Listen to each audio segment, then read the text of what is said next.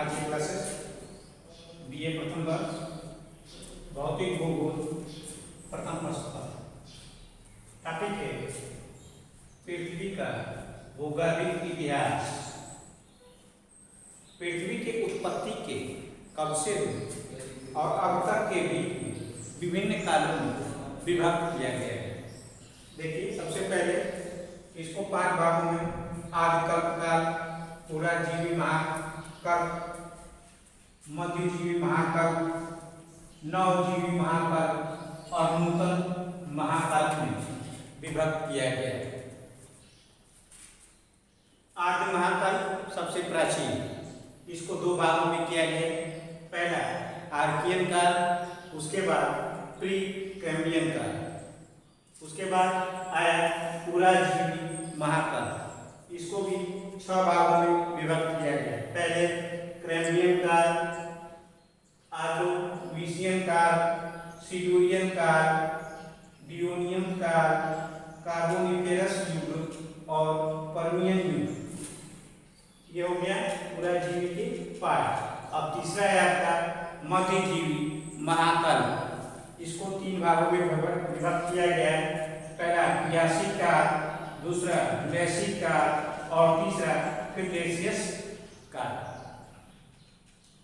चौथा है नवजीवी महाकल्प। इसको 5 भागों में विभक्त किया गया है। पैलियोसीन काल, इयोसीन काल, ओलिगोसीन काल, मायोसीन काल और प्लायोसीन काल। और लास्ट 5वां है नूतन महाकल्प। इसको 2 भागों में विभक्त किया गया। पहला प्लेस्टोसीन काल और दूसरा होलोसीन काल या अभिनव काल।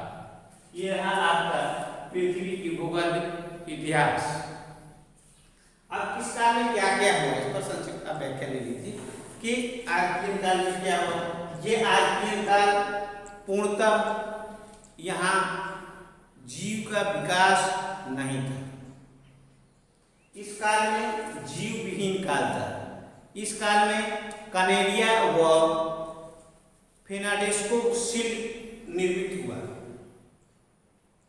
उसके बाद आया प्री कैम्ब्रियन काल। इस काल में रीढ़ विहीन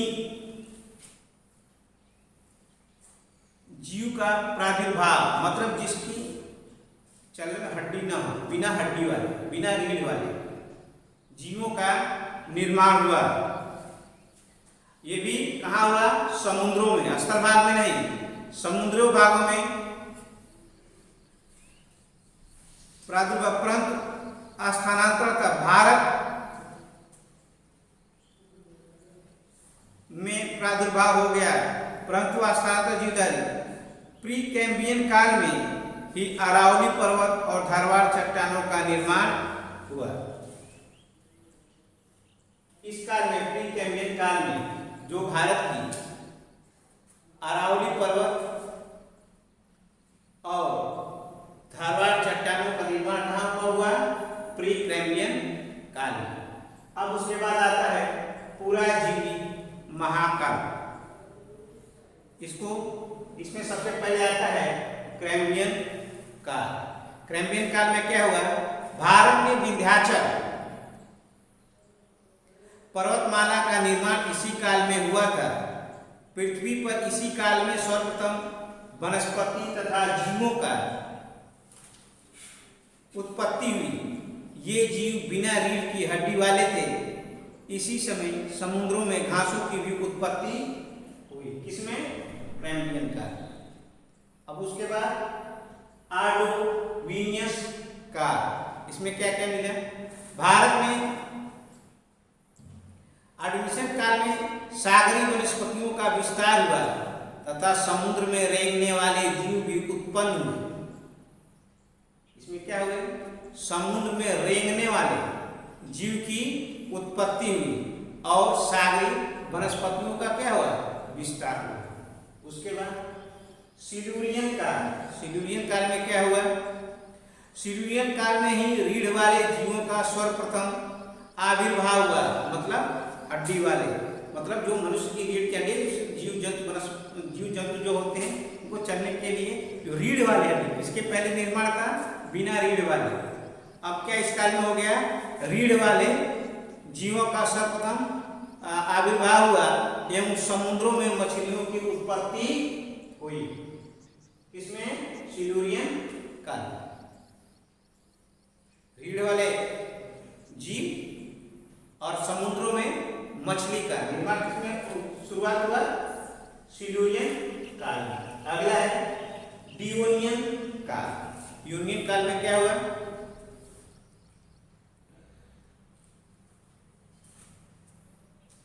इस समय शार्क मछली का आविर्भाव हुआ और इसे मत्स्य युग के रूप में जाना जाता है। मतलब इस काल में बड़ी बड़ी मछलियों का निर्माण हुआ और इसे मत्स्य युग कहते हैं। अगला है कार्बोनिफेरस युग। कार्बोनिफेरस युग, इसमें क्या हुआ, कार्बोनिफेरस युग में रेंगने वाले जीव का भी स्थल पर आविर्भाव हुआ। रेंगने वाले जीव अभी तक जल में ही थे, अब इस काल में क्या हो गए, स्थल पर आ गया। समझ आ गया, मैंने कार्बोनिफेरस युग में पहली बार स्थल पर भी जीव का आविर्भाव हुआ। इस काल में 100 फीट ऊंचे पेड़ भी उत्पन्न हुए, मतलब बड़े बड़े वृक्षों का भी काल इसे कहते हैं कार्बोनिफेरस युग में। इस समय बने भ्रंशों से पेड़ों के दब जाने से गोंडवाना काल की चट्टानों का निर्माण हुआ, जिसमें कोयले का व्यापक निक्षेप मिलते हैं। मतलब इस युग में खूब बड़े बड़े पेड़ थे, भ्रंश होने के कारण वो पेड़ नीचे चले गए। वही पेड़ आज के डेट में क्या हो गया, कोयला का रूप, पेट्रोल का रूप धारण कर लिया। ठीक, कार्बोनिफेरस युग। अगला है पर्मियन युग। इस समय स्थल पर जीवों और वनस्पतियों की अनेक प्रजातियों का विकास देखा गया। भ्रंशन के कारण उत्पन्न आंतरिक झीलों के वाष्पीकरण से पृथ्वी पर पोटास के भंडारों का निर्माण हुआ। इसमें पर्मियन युग। अब तीसरा आता है मध्यजीवी महाकाल। इसको कितने भाग में, 3 भाग। इसमें पहला है ट्रियासिक काल। ट्रियासिक काल में स्थल पर बड़े बड़े रेंगने वाले जीव का विकास हुआ, इसलिए इसे रेंगने वाले जीवों का काल कहा जाता है। बड़े बड़े जीव का विकास ट्रियासिक काल में हुआ जो स्थल भाग में चलते थे, इसलिए इनको क्या क्या, रेंगने वाले जीवों का काल। अगला जुरैसिक काल। जुरैसिक काल में मगरमच्छ के समान मुंह और मछली के समान धड़ वाले जीव डायनासोर, रेप्टाइल्स का विस्तार हुआ एवं ब्लास्टर प्राणी बढ़ते चले गए। जलचर, स्थलचर व नभचर तीनों का आविर्भाव हुआ। माने जल में भी चलने वाले जीवों का विकास हुआ, स्थल में भी और वायु में। किस युग में, जुरेसिक काल। अगला है क्रिटेशियस काल। क्रिटेशियस काल में आवृत्तीय पौधों का विकास ज्यादा हुआ। मतलब इस काल में बड़े बड़े पौधों का विकास हुआ और बड़े बड़े कछुओं का आविर्भाव भी इसी काल में देखा गया। राकी एवं एंडीज पर्वत की उत्पत्ति का आरंभ हो गया। भारत में पठारी भाग में क्रिटेशियस काल में भी ज्वालामुखी लावा की दरार उद्भेदन हुआ, जिसे दक्कन ट्रैप और एवं काली मिट्टी का निर्माण हुआ। इसी काल में दक्षिण भारत की जो आप पढ़ेंगे उसमें आप लावा का जो पठार देखते हैं, दक्कन का पठार, वो इसी काल में उत्पन्न। अब आ गया है नवजीवी महाकाल। उसमें पेलियोसीन काल। पेलियोसीन काल में अल्पाइन पर्वतीकरण प्रारंभ हो गया एवं स्थल पर स्तन पातियों का विस्तार हो गया। इसी काल में सर्वप्रथम स्तनपायी जीवों व पुच्छर बंदरों का आविर्भाव हुआ। स्तन मतलब दूध देने वाले, दूध पिलाने वाले जीवों का आविर्भाव इस युग में हुआ। इस युग में प्लायोसीन काल में।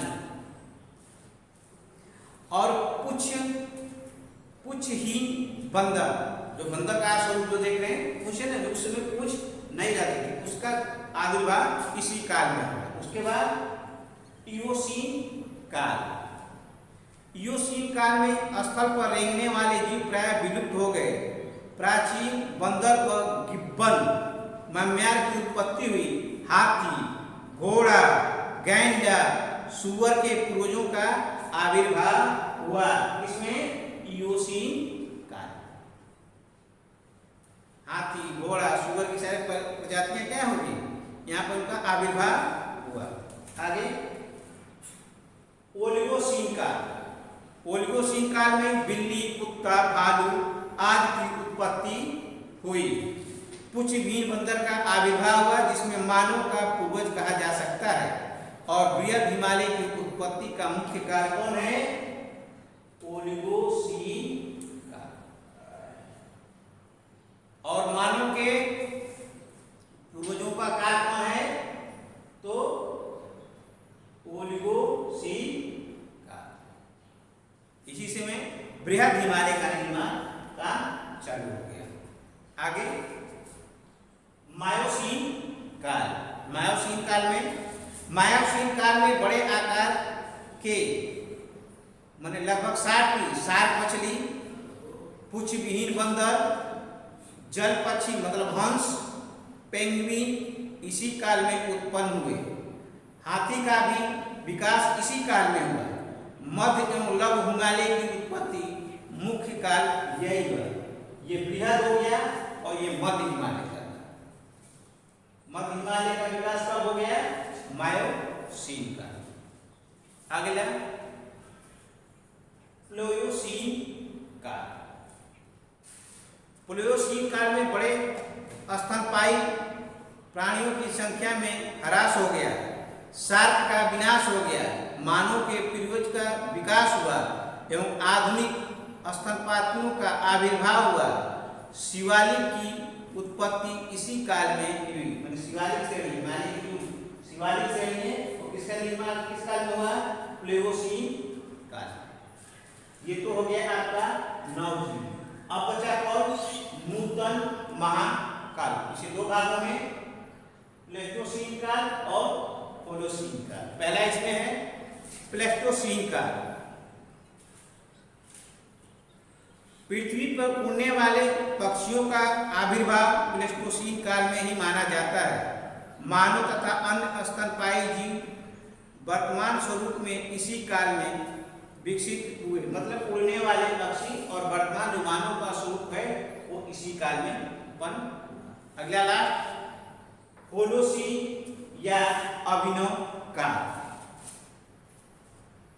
विश्व की वर्तमान दशा प्राप्त हुई तो इसी अभी भी जारी है। इस समय सागरीय जीव वर्तमान अवस्था को प्राप्त हुआ। स्तर पर मनुष्य ने कृषि कार्य और पशु प्रारंभ कर दिया। इस काल में होलोसीन जो वर्तमान स्थिति है मानव की, जो अपनी खेती बाड़ी पशु पक्षियों के साथ रहना, वो सब काल किसमें हुआ, होलोसीन काल में। ये रहा आपका पृथ्वी का भूगर्भिक इतिहास।